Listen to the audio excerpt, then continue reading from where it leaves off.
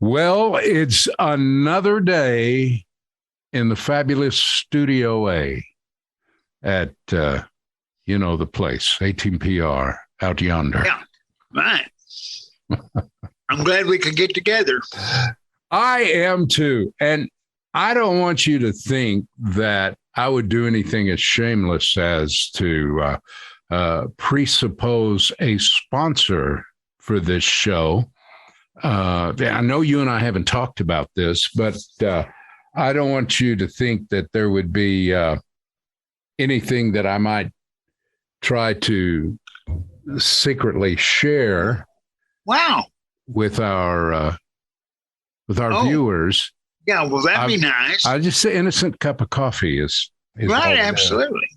And I enjoy bass fishing anyway. And we wouldn't, of course, want to put anything up unless there was a contract in place to. I'm sure we wouldn't. To fill the pockets of the show. Right. That hasn't happened yet. Oh, is that ever true? Oh, man. Hey, good morning, Roger. It's good morning, sir. I'm glad you're here. I had somebody point something out the other day. Wow. They said, man, we can tell you're an old radio guy. Because normally on a telecast type program, the microphone would be up here and I would be talking, but this room is not set up that way. It's made for audio recording. Yeah, right. And you talk into the microphone. And you don't see a lot of that. Well, no, but I see several podcasts, YouTube videos that the microphone's right in their face. So I thought it was just the right way to do it. I didn't know any better. Well, we're in your face on this show. There you go. And so is the microphone. I think it's great. I think we should kick this off. I think now that we've got the important stuff out of the way. Absolutely. We got big stuff coming up on this show. I'm looking forward to it. We'll be right back.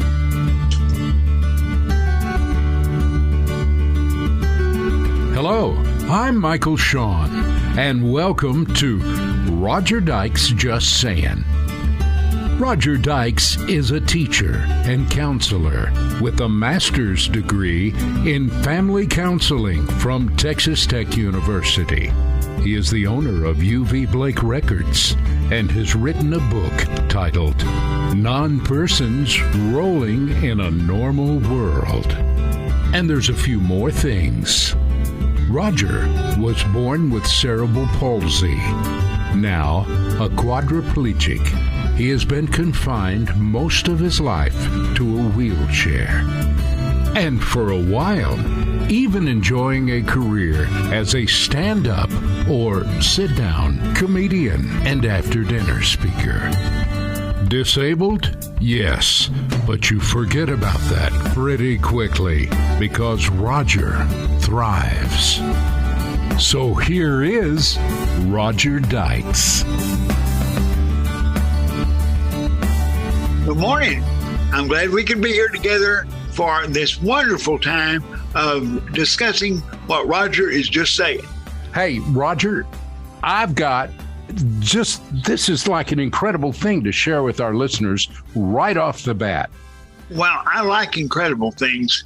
You know, all of the things that we have talked about on this show, basically primarily concerning the fact that we're griping a little bit over the fact that the folks at Austin, at the state capital of Texas, have been very slow to respond to you with your very real concerns. And we've gone over that and over that on this show, but you're not going to believe what happened. What happened? In fact, you didn't even know this conversation was being recorded. Is that legal? Can we do that? This conversation was recorded. We know you got a call from Austin the other day, and you got a chance to talk to these people, and they responded to you. And we have that. We have the tape. Can we bring that? Well, they don't use tape anymore, but the digital recording, we have that. Two old guys talking about technology. It's starting to sound a little phony when you start using old terminology. Yes, go ahead. Let me get my razor blade. I need to edit that.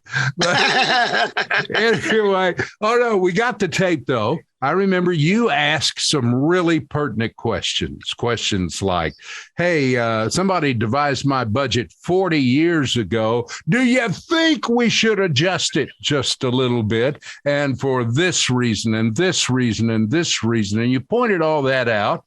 And then, you know what Austin's response was? They hung up. No. Listen, I got it right here. Okay. Are you ready? Yeah. Here we go.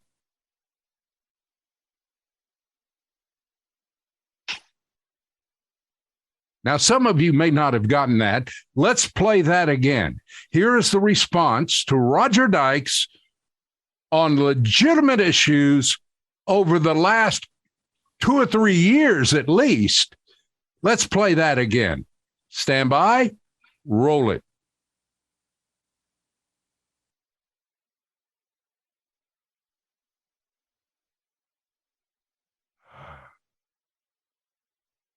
And that's where we're at.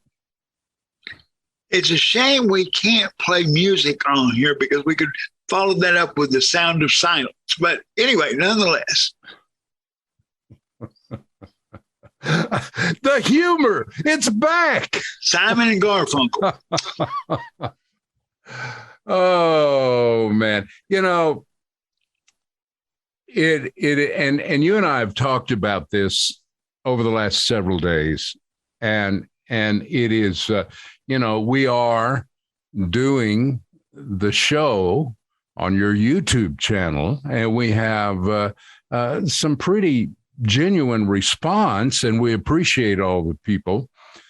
But Roger called me and he said, look, I'm concerned about something. There's nothing new because there is no response. The issues are the same, but there's no response. And he says, you felt like you can't keep doing a show if you cannot update on the response that you're getting. And for the government to be totally, irresponsibly, in my opinion, unresponsive to you, shame on you. Shame on the state of Texas where this is concerned. Now, it's not like there's not a few other things going on. Not only is it election season, but there's the literal crisis at the border and so many other things that we could mention. But the point is, and you can jump in there anytime you want there, Just Saying. The point is, we too are concerned and miffed about the fact that you can't even get a return phone call. And that's not because you have talked to them so often about so many things. Well, yeah, over a period of years, but that's not because you're just ragging them. The fact is they've been unresponsive literally from the beginning. You've talked to a few people. Well, I'm considering crossing the border illegally, and maybe I can get their attention. Probably not. I may just get bused to New York. You would, however, get better benefits. That's true. And a free trip to, who knows, Washington, D.C. or something. Right. Oh, Roger. It's quite popular nowadays.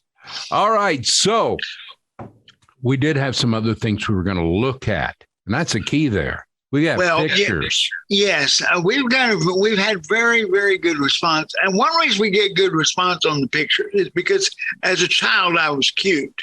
I outgrew it, but I was cute as a child, which is true of most children. I'm going to take you back in time quickly.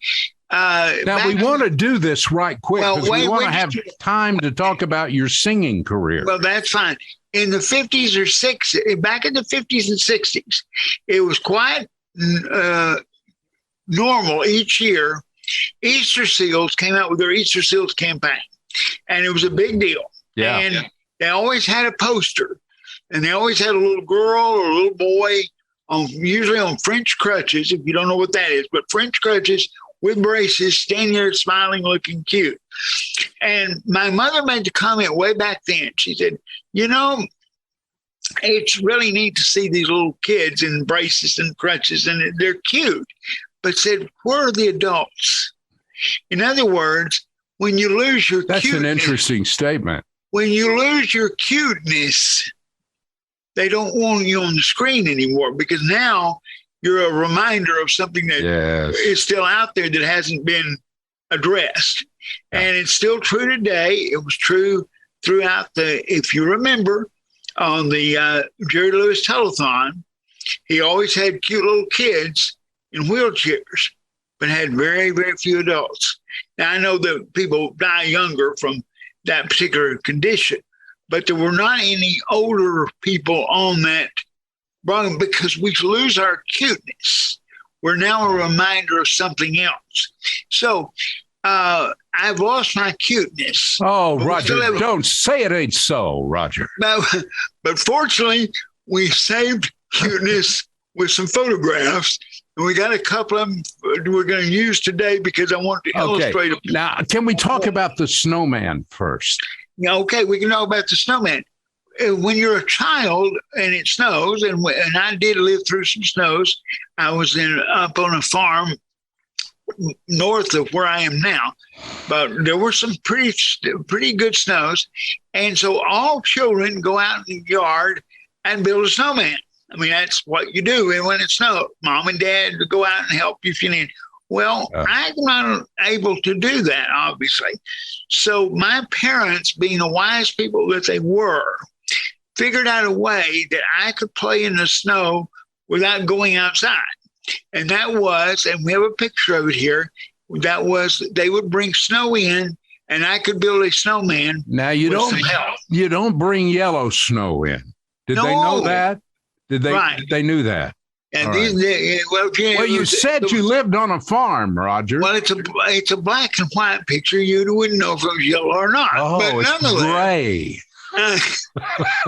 Nonetheless, they brought this snow in a pie pan, which you can see, and I could play in it. Now, I wasn't good at building snowmen any more than I could physically do other things. We've got that picture up right now, Roger. Right. People are feasting their eyes on that right now. And they're getting to see how Roger got to do what everybody else got to do, but he didn't do it the way other people did it. Which is that's very important because that's true even today. I do things today, but I don't always do them in the same way that people, normal people, I'm going to use the word normal, but physically normal people do it. But my parents were wise enough to be able to help me understand the difference between things I could not do and things that could be done if we modified things a bit. Yeah. And speaking of modification, we've got another picture which shows me on a tricycle. That's another good example of that. Yes. My dad was very creative. He could fix and do a lot of things. And I needed, of course, all children ride tricycles or bicycles or whatever. And so part of it was to make me able to do what other children were able to do. Also, there was a physical therapy side to riding the tricycle, moving my legs and all that. But we have a problem when you put Roger on a tricycle, and that is that I cannot, due to the spasticity, keep my feet on the pedals to pedal the tricycle. I could move my legs, so I could pedal the tricycle. Right. And I couldn't keep my feet on the pedals because the spasticity would push them off. So I remember it was my grandfather and my dad working on this.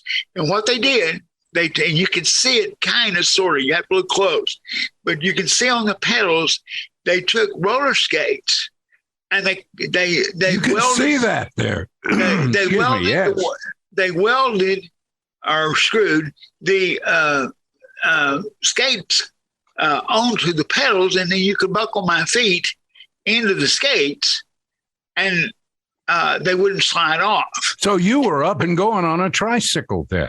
I could move on a tricycle. Now, I don't know if today you could do that, because I have a feeling there'd be safety codes that would tell you your kid will break his ankles if he ever falls off the tricycle. But back then, that was not a concern. They were just trying to get it where I could use it. Roger, Also, you are a rolling safety code. isn't that the truth? Yeah. Also, if you look on the back of the wheel of the tricycle, the back of the seat, you'll see there's a piece of metal that's been welded on the back that keeps me from sliding off the back end of the tricycle. Because again, the spasticity, I have to be held into things. And so my dad took metal and welded it on the back of the seat so that there was a back to my tricycle seat and I wouldn't slide off of it. Let me ask you a question. Yes, sir. That I think is relevant. We have a lot of people that view this who either know someone who is disabled or have someone in their family, or some of them are disabled themselves. For the sake of those people, now we move forward to 2022, and people are not simply generally as a rule, are not fabricators like your dad was. And or if he needs to weld something, he just goes out in the garage and welds it. I mean, there are not a lot of those people around now. There weren't that many back then. We live in a disposable society, so when something breaks, you just get a new one. But that being said, is there any place that you know of? I'm starting to say, is there any place that should be advertising on this show? But is there any place that you know of where people can look either online or a particular chain of stores where you can go and obtain equipment that is modified like this from the factory? Is there anybody that does that? Not that I'm aware of. Now, there are individuals in towns and in cities where you may live that have equipment, and they may be able to modify something for you. But the reason you can't do what you just said is because everybody needs different modification. It's not a universal one-size-fits-all type thing. Everybody's got a different problem. Other cerebral palsy people might not need their feet clamped onto the pedals, but they might need something else. So it's so individualized. The disabilities are so individualized that you basically have to just find something. But sometimes you will find a store owner of handicap equipment of one kind or another that has the ability or knows where to go to get things welded or fixed or whatever. It's not one problem is getting it done, but the bigger problem is the creativity of figuring out what you can do to get the problem fixed. So the answer to my question is no, not probably really. Not. And right. if that's wrong, somebody email us, call us, tell us, so that we'll know, and we'll be glad to tell folks. Right. Yeah, I think that's true. And the thing of it is, if you, the main thing is to become friends with the owner of the store. Because if you become friends with people, they can help you find things, and they can maybe even assist. There's probably more now, maybe available than I was aware of. Certainly was back when those pictures were made. Probably in today's world, there may be more out there that can be done, professionally done, than there was back in my day. But it's got to be the creativity of people realizing what we need to fix and how we can fix it. One of the problems, Michael, that we deal with in the world of disability, and this is universal. This is not just me, and it's not just cerebral palsy. The problem that we deal with is a lot of disabled people are not willing to accept their limitations. And it's part of existing. Has to be done. Does not mean I do not mean to imply in any way that you don't try to do all you can do. Okay, that's fine. That's good. Yeah. But there are situations that you're not able to do what other people do. And when you try to do those things, it creates problems for you. Let me give you a very quick example. All right. I was invited to and went to New Orleans, Louisiana for a conference for cerebral palsy many, many years ago. Yeah. I was brought into a conference room where we had a conference table, and there were cerebral palsied adults sitting on each side of the table all the way around. These adults were wanting to be like everybody else. So they smoked. Okay? I'm not here to judge smoking one way or the other. That's not my point. The illustration is this. You've never seen so many modifications on things to help people do something that they shouldn't be doing, but they're determined to be like everybody else. To hold a cigarette or have an ashtray and all that sort of thing. People don't realize. Okay, let me give you a specific example. There was a woman. She was there. She did not have good control of her hands, as most cerebral palsy people don't. But they had modified a cigarette holder onto an ashtray, so that she could get the cigarette out and put it in the holder using her mouth, and she could smoke and the ashes, of course, fell from the cigarette directly into the ashtray. Well, the only problem was she couldn't light it. So one of the cavalier, handicapped cerebral palsy men on the other side of the table, in a cavalier way, finally got a match struck. That was a challenge. Believe me, it took forever, but he finally got it struck. And then he started moving his arm and hand toward her cigarette on the other side of the table. He was going in a circular motion. I was not sure. I was fearful that he would never get it there. Not that I really cared, but nonetheless, he finally, in a very cavalier way, was able to get the flame close enough to the fire just before the fire burned his fingers, okay? It took him that long to get it across the table. All of that effort was for one purpose. I want to be normal. Yeah. I want to do what normal people do. And they went to all this trouble. Later at this same conference, I was sitting in a club area meeting with some people, and the waitress came over and asked what we wanted to drink. I had coffee because that's what I drink. I drink coffee. So I ordered coffee, and one of the head of the program that I was even connected to, or had invited me down, was sitting there, and he had a speech problem, but you could understand. And so when she came to him, he said, "I want to figure out a thing." And she went, "What?"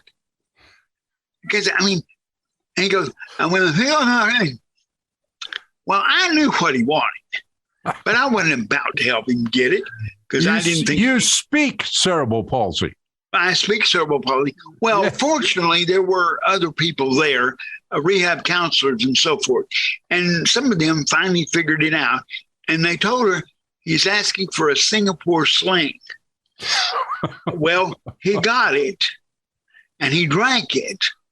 And by the time he left, he was pretty well stoned. Okay? Yeah. Now, how do you know? How do you know when a cerebral palsy person is drunk? Want to guess? They walk in a straight line because normally they don't. You know what? That is a deep question and even deeper answer. There you probably go. Do a whole show just on that. Just on that. But my point is that he goes to all this trouble, as did the people in the conference room, because they want to be like everybody else. You're not suggesting, though, that people with cerebral palsy should all get drunk. and everything will get fixed. No, I do not. I want to make sure because we get cards and letters on that sort of stuff. Well, let me make one more point then. While we're on that, I was invited to a Pizza Hut one night for a meeting, and we had pizza, and many of the people there all of them were in wheelchairs, and many of them ordered beer to go with their pizza. Okay. I didn't, but they did. Okay. So I was not aware of this, and I'm not a person that has this kind of knowledge, but I was told later that when you put oxygen into beer, it enhances the alcoholic content of the effect of it. Now, there's something to write down, Roger. Right. And I don't know if that's true or not, but here's my point. When you drink beer through a straw, you add oxygen to it. By the time the meeting was over, all these people and some of them are in motorized chairs, and you won't stay out of their way because they're stoned. And people say you don't learn anything from this show, Roger. But you do. Don't drink and drive, even if you're in a wheelchair. Or if you do drink, use a straw. Absolutely. Okay. Get more bang for your buck. I have not tried that, so I don't know that it's true, but that's why I'm saying. Anyway, Roger, it is on public information like that I have to tell you, the clock, the YouTube clock is running down on this show. Just when you thought it couldn't get any better. Yeah, well, who knows? I mean, next time we'll have even more stories. Roger, will there be a next time? Are you coming back? I'm planning on it. Now, we need to remind everybody, it would be prudent if you would subscribe to Roger Dykes Just Saying, because you know the old saying, buy from our daddy, he needs the business. Well, it's the same thing here, folks. We need the subscriptions, so please do that. And other than that, by the way, the subscriptions are free. By the way, we don't charge for those. Yeah, yet. You just wait till the second year, folks. I'm only kidding. All right. So we are out of time. Roger, as always, it is a pleasure to visit with you. And the stories even get better, folks. If you haven't been listening for a while, Roger gets more polished and professional every time he does one of these. And it's amazing. Your contract's coming up. For another year on your YouTube channel. Yes, I understand. I'm competing with the jackalope.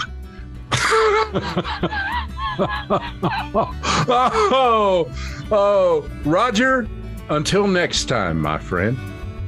I'm looking forward to it. Hopefully everybody will get back together and we'll do this again and have some more fun. Thanks for coming.